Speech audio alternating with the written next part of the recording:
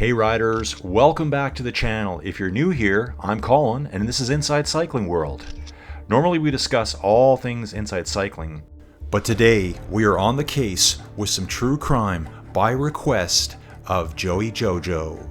This case is one that shocked the cycling community.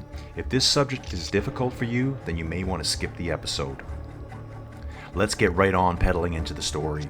This video is dedicated to the memory of Mo Wilson, who is the subject of today's video. Mo Wilson, whose full name is Anna Moriah Wilson, was a gravel cyclist who was tragically shot and killed in May of 2022. Mo Wilson was a rising star in the gravel cycling scene. At just 25 years old, she had already made a name for herself with strong performances and several major race victories. Originally from Vermont, Mo had transitioned from alpine ski racing into cycling, where she quickly showcased her talent. She had an amazing work ethic, and teammates and fans say she had an amazing personality. Let's bring in the other players of this shocking incident. First, Colin Strickland. Colin is a professional gravel bike racer and resides in Austin, Texas. Then, Caitlin Armstrong, who is the perpetrator, the shooter, of the unfortunate story of Mo Wilson's death. For the backstory, Colin and Caitlin had been in an on-again, off-again relationship for a few years. At the time of the incident, they were living together. It is reported that during a 2021 breakup, Strickland met Mo Wilson as they are both involved in the gravel racing scene. They quickly developed a friendship, which led to a romantic relationship. It is unknown why, but that relationship did not progress, and Strickland soon thereafter reconciled with Armstrong. It's apparent, though, that he stayed in touch with Mo Wilson, and they were on good terms. In May of 2022, Mo traveled back to Austin, Texas in preparation for a race in the local area. She made plans to stay with a female friend who had a place there, and guess what? This just so happens to be where Colin Strickland lived at the time. This brings us to the afternoon of May the 11th, where Mo met up with Colin Strickland. The two went swimming together and then shared a drink, and they talked at an outdoor snack type place. This information came about during the investigation as they were seen on surveillance video. So after their swim at the Deep Eddy pool in Austin, Colin drove Mo back to her friend's home that she was staying at. It wasn't that late in the evening. Everything seemed normal and simple. Around 10 p.m. that evening, there was a very distressing call to 911. When Mo's friend returned home to find Mo unresponsive, lying on the floor with multiple gunshot wounds. Her friend was completely distraught and in shock. She could not believe this. It was just nothing you'd ever expect to see. Her friend did attempt CPR, and when the police arrived, she was shown on body cam footage still actively doing chest compressions. Just a brutal, shocking scene that nobody would ever imagine coming home to. Mo was beyond saving, and she was pronounced deceased shortly thereafter. The cycling world was stunned. Who would want to harm this promising young athlete, right? I mean, she was only 25 years old. Mo's friend tried to provide the police with any information she could. She told them how Mo had gone out with Colin Strickland that afternoon. Other investigators on the case simultaneously honed in on surveillance footage from the neighborhood, as several neighbors had security cameras. A black Jeep Grand Cherokee was spotted circling near the home that Mo Wilson was shot at the alleged time of the shooting. Police discover the SUV is registered to a Caitlin Armstrong, who they figure out soon is Colin Strickland's on and off again girlfriend. Alarm bells are now going off for these investigators. They learn that Armstrong, who works as a yoga instructor and a real estate agent and is in her 30s, had been involved with Strickland for a few years. According to those interviewed, their relationship was pretty rocky and unstable. They had broken up and got back together numerous times. Right away, the police went to Strickland's home to talk with him. He can be seen on body cam footage outside of his garage, where a black Jeep SUV was parked in the driveway. And being informed of Mo's death, he looked confused and almost bewildered at the news. I mean, he had dropped her off and everything was fine. She was fine, so what could have happened? He asked the police, how did she die? Both Strickland and Armstrong were brought in for formal questioning at the police station. When talking with Armstrong, they confronted her with the surveillance images. It's documented that she struggled to explain why her vehicle was in the area, and she was denying any involvement. While talking more with Colin Strickland, investigators were gathering that he had no knowledge or involvement with the shooting. His only way of being involved was most likely that he was the cause of the jealous rage love triangle. So after being questioned and with this massive suspicion on Caitlin Armstrong, she was released. Yep, this was a major screw up. But it was reported that this was due to a clerical error or technicality concerning conflicting birth date information entered incorrectly for an unrelated warrant of Armstrong's. So they had to release her. They did not have the full evidence yet to charge her.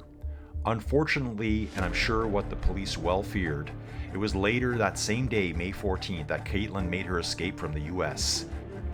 So yes, Caitlin fled the country. I'm sure she knew there was a mountain of evidence against her. And in her mind, she was not going to go to jail, so she immediately planned the flight and escape.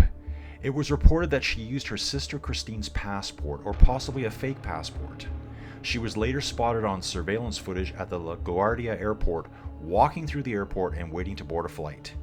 Meanwhile, the investigation was on in full force behind the scenes, and it was yielding some juicy details and a possible motive for the crime.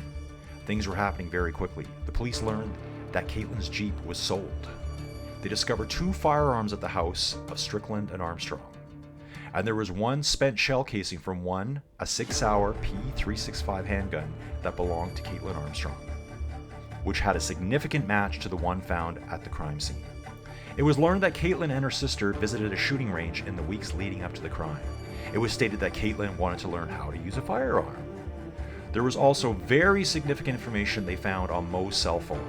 They found a trail of text messages between Strickland and Mo, where it was clear there was a romantic involvement between them still. It also came to light that some of this was happening when Strickland had reconciled with Armstrong. When first interviewed, Strickland denied the relationship with Wilson, but later admitted it to investigators.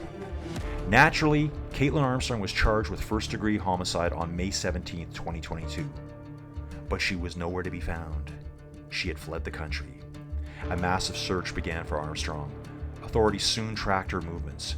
She had flown from Austin to Houston, then on to New York, where she was spotted on camera at the LaGuardia airport.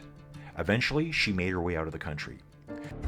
Using a fraudulent passport, Armstrong fled to Costa Rica.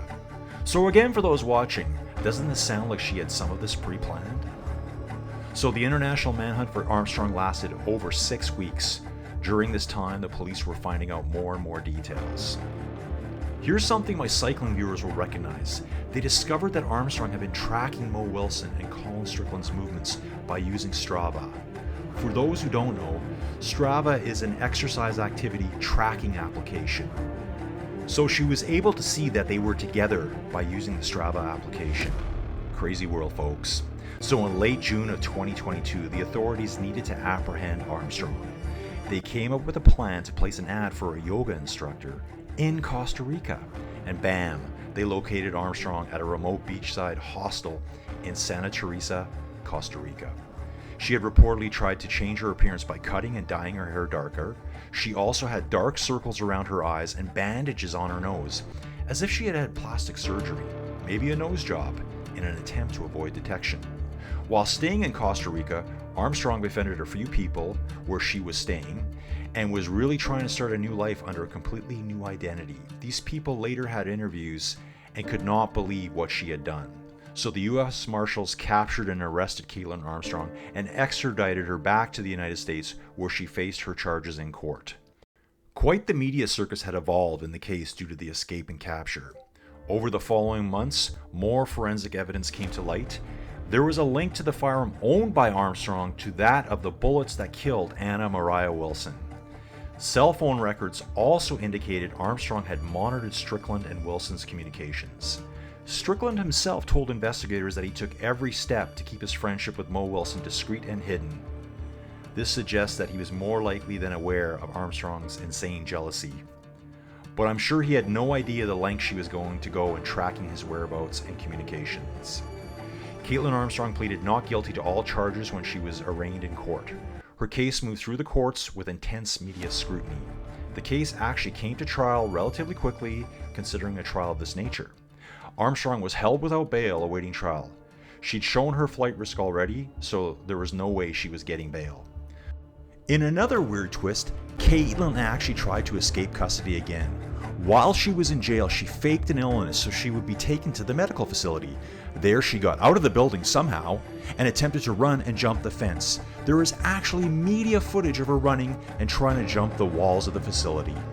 She was determined to escape. The reality of prison life was not going over so well for her.